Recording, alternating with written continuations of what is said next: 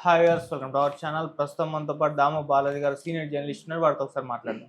Sir నమస్కారం. నమస్తే. Sir high court Chandrababu Naidu గారికి షాక్ ఇచ్చింది సార్. అంటే పోలీసులు కేసు నమోదు చేయగానే రిమాండ్కి ఇచ్చేస్తున్నారు. గుడ్డిగా కింది కోర్టులు అన్నీ కూడా ఈ విధంగా రిమాండ్కి ఇచ్చేయడం చూస్తున్నామని చెప్పేసి కోర్టు ఇటువంటి కామెంట్స్ అయితే చేసింది. సో హైకోర్టు ఏ కేసుకు సంబంధించి ఈ కామెంట్స్ చేసింది, మరి దీనివల్ల కూటమి గవర్నమెంట్ ఏ రకంగా ఇబ్బంది? నిన్న హైకోర్టు ఒక సంచలనమైన కామెంట్ చేసింది ఈ ప్రభుత్వం మీద. అదేంటంటే జస్టిస్ రఘునందన్ రావు, జస్టిస్ కుంభజడల మన్మథరావు, ఈ ద్విసభ్య ధర్మాసనం ఒక కేసు సందర్భంగా సీరియస్ కామెంట్లు చేసింది. అదేంటంటే కింది కోర్టులు, మ్యాజిస్ట్రేట్ కోర్టులు యాంత్రికంగా రిమాండ్కు పంపించేస్తున్నారు. ఆ కేసు ఏంటి, ఫిర్యాదు ఏంటి, ఫిర్యాదులో ఉన్న అంశాలే పోలీసులు చేర్చారా, లేకపోతే ఎక్స్ట్రా సెక్షన్లు పెట్టారా, ఆ సెక్షన్లు ఈ ఫిర్యాదుకి సంబంధం ఉన్నాయా, అవన్నీ పరిశీలించకుండా గుడ్డిగా యాంత్రికంగా పోలీసులు ఇలా పెట్టగానే అలాగా రిమాండ్కి పెట్టేస్తున్నారు. ఇది కరెక్ట్ కాదు, దీన్ని మేము సమీక్షిస్తాము అన్ని కేసుల్ని అనేది వాళ్ళు ప్రకటించారు.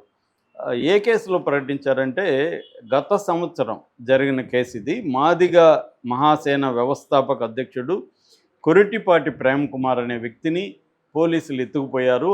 చాలా అర్ధరాత్రి తర్వాత ఎత్తుకుపోయి ఎప్పుడో 8 గంటలకు అరెస్ట్ అయినట్టుగా చూపించారు.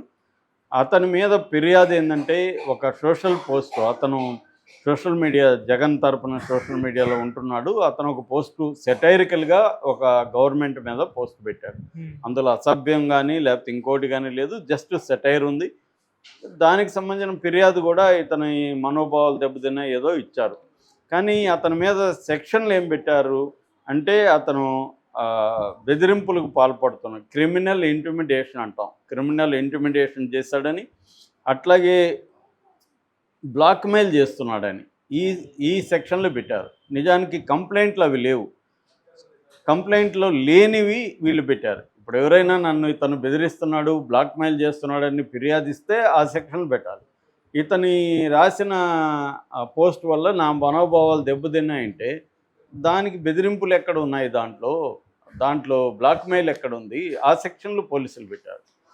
దీన్ని నిన్న విచారణకు వచ్చింది. ఇది మళ్ళీ విచారణ సందర్భంగా ఇందాక చెప్పిన రఘునందన్ రావు, మన్మథరావు ఇద్దరు కూడా సీరియస్గానే దీన్ని తీసుకొని ఇలాంటి కేసుల్లో గుడ్డిగా రిమాండ్కి ఎందుకు. నేను మొన్న కూడా పోసాని చెప్పినప్పుడు ఇదే పాయింట్ చెప్పాను. నేను పోసాని మీద జనసేన కార్యకర్త, అతను పెట్టిన కేసు ఏంటి, ఫిర్యాదు ఏంటి, ఇతను ప్రెస్ క్లబ్లో 1 year బ్యాక్ ఎప్పుడో ప్రెస్ క్లబ్లో నంది అవార్డుల గురించి మాట్లాడతాడు. నంది అవార్డుల గురించి మాట్లాడి కమ్మ కులానికి మాత్రమే నంది అవార్డులు ఇచ్చాడని చెప్పాడు. ఇది కులాల పరంగా వైరుధ్యాలను పెంచే విధంగా ఉంది, సినిమా ఇండస్ట్రీలో కూడా అపార్థాలు క్రియేట్ చేసే విధంగా ఉంది, ఇతని మీద చర్య తీసుకోగలరు అని 2 రోజులకు ముందు అతను ఓబులవారిపల్లి పోలీస్ స్టేషన్లో కంప్లైంట్ ఇచ్చాడు.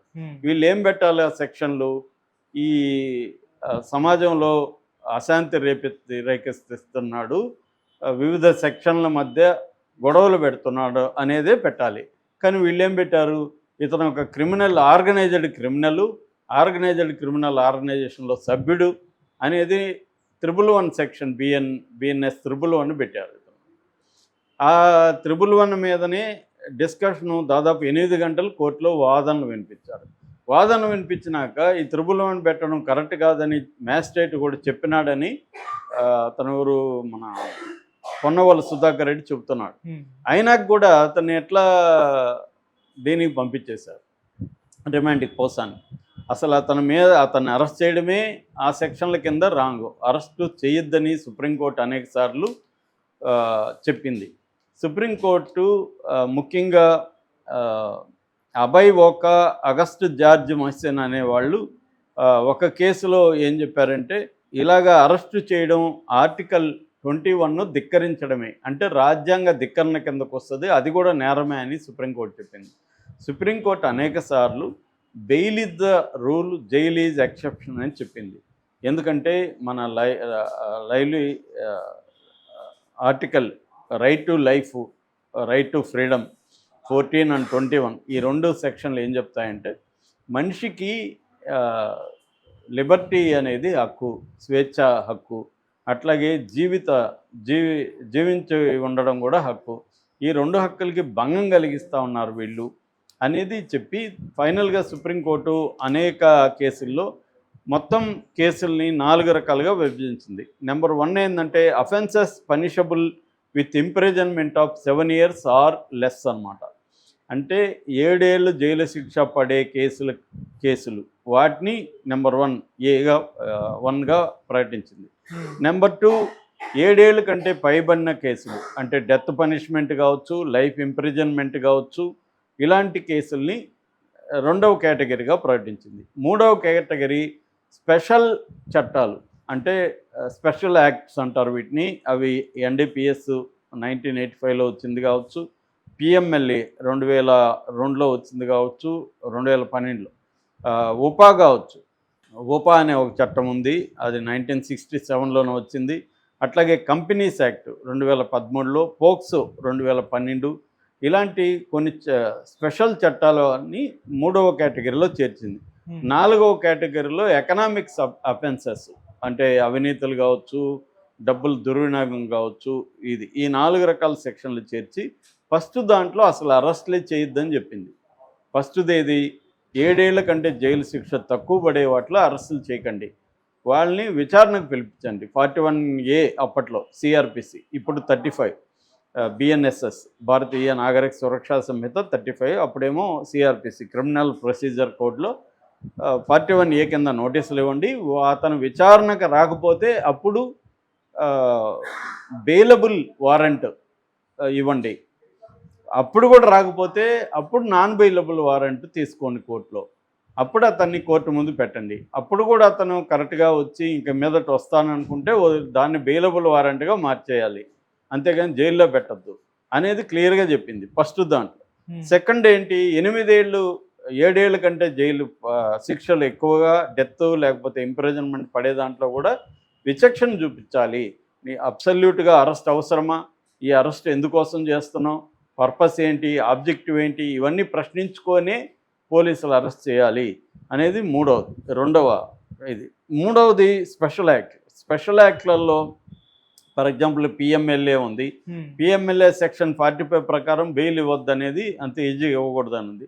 అలాంటి వాటిలో కూడా అబ్సల్యూట్ ప్రాథమికంగా అతన్ని జైల్లోనే పెట్టాలి, జైల్లో పెట్టకపోతే సాక్షుల్ని బెదిరిస్తాడు, లేకపోతే ప్రలోభాలకు గురి చేస్తారు, సాక్ష్యాధారాలను తారుమారు చేస్తారు, లేదు విదేశాలకు పారిపోతారు అనుకున్నప్పుడు మాత్రమే జైల్లో పెట్టాలి అనేది కూడా వాళ్ళు చెప్పారు. ఇక 3వది ఎకనామిక్ అఫెన్సెస్లో స్ట్రిక్ట్గా ఉండాలి, కానీ ఈ రూల్లో దానికి కూడా వర్తిస్తుంది 3వ క్లాజ్ రూల్ అని చెప్పింది. అంటే ఓవరాల్ ఎసెన్స్ ఏమంటే సుప్రీంకోర్టు చెప్పింది, ఏ వ్యక్తినైనా 7 ఏళ్ళ తక్కువ ఉంటే అరెస్టు చేయొద్దు అని చెప్పింది.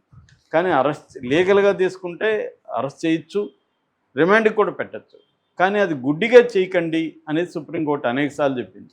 కానీ ఇప్పుడు ఆంధ్రప్రదేశ్లో ఏం జరుగుతుంది, సంబంధం లేని వాళ్ళు కేసులు పెడుతున్నారు.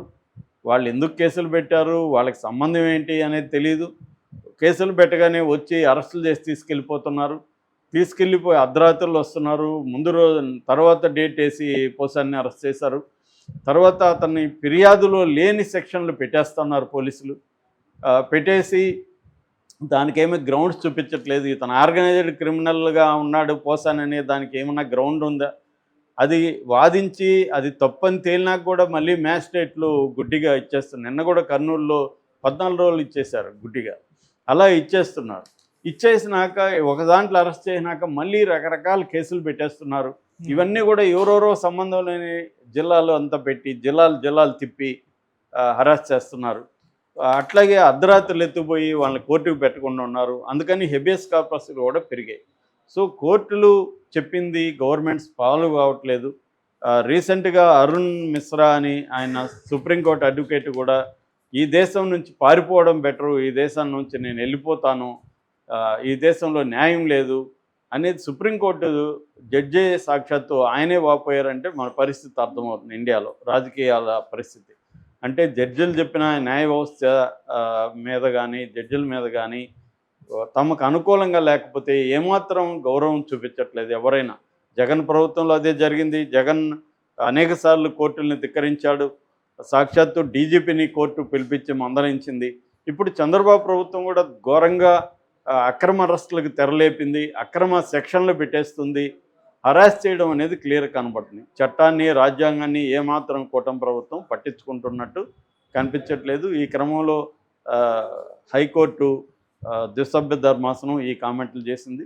ఇప్పటికైనా మరి చంద్రబాబు ప్రభుత్వం మార్చుకుంటుందా, ఇట్లాగే చేస్తుందా, దీని పర్యవసనాలు ఎలా ఉంటాయి అనేది మనం చూడాలి. Okay sir, thank you so much.